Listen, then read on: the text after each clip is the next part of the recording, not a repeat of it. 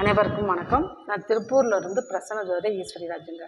நம்ம இந்த பதிவில் பார்க்க போகிறது மீன ராசிக்கு மார்கழி மாத பலன்கள் எப்படி இருக்குது அப்படிங்கிறத பார்க்கலாம். உங்கள் ராசியிலே சனி பகவான் 11, 12 கூடியவராகவே உங்கள் ராசியிலே அமர்ந்திருக்கிறாரு. அதே போல் உங்கள் ராசிக்கு 12ஆம் இடத்துல ராகு, உங்கள் ராசி அப்படின்னு சொல்லக்கூடிய குரு பகவான் 4ஆம் இடத்துல வக்ரமாகி இருக்கிறாரு. அப்போ இதனால் என்ன பலனை கொடுப்பாங்க அப்படின்னு சொல்லி பார்த்தீங்கன்னா, ஒரு வீடு கட்டுறதுக்காக இருக்கட்டும், அந்த ப்ராசஸிங் இதெல்லாம் உங்களுக்கு சில தடைகளை கொடுக்கும். திரும்ப திரும்ப அதுக்காண்டி நீங்கள் அலையக்கூடிய சூழ்நிலை ஏற்படுத்தி கொடுக்கும். அல்லது ஒரு வண்டி வாங்கணும் அப்படின்னாலும் அந்த வண்டியை வாங்குவீங்க, திருப்பி வேண்டாம் வேறு மாற்றி எடுத்துக்கலாம், இந்த மாதிரிலாம் உங்களுக்கு ஒரு இதை 2 டைம் செய்யக்கூடிய அமைப்பை உங்களுக்கு ஏற்படுத்தும். அல்லது தாயார் உடலில் கொஞ்சம் சில ஏதாவது ஒரு ஆப்ரேஷன், அதாவது ஒரு சில உடல்நிலை குறைபாடு ஏற்பட்டு திரும்ப திரும்ப ஹாஸ்பிட்டலுக்கு செல்ல வேண்டிய அமைப்பு இதெல்லாமே உங்களுக்கு ஏற்படுத்தும் அப்படிங்கிறது தான்.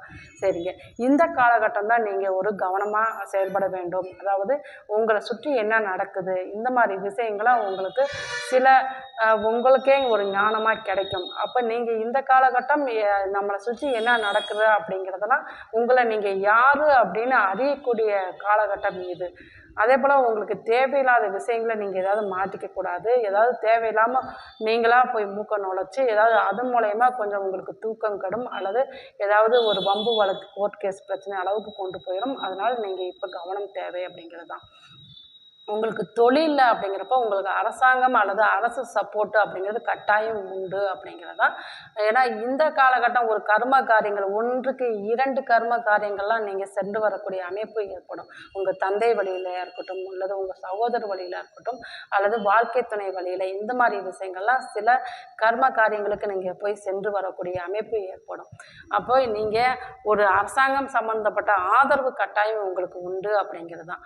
உங்களுக்கு வழிபாடு அப்படிங்கிறப்போ நீங்கள் சிவன் ஆலயத்தில் போய் நீங்கள் தீபம் ஏற்றி வழிபாடு பண்ணுறதும், முருகன் ஆலயத்தில் தீபம் ஏற்றி வழிபாடு பண்ணுறதும் உங்களுக்கு நல்ல அமைப்பு.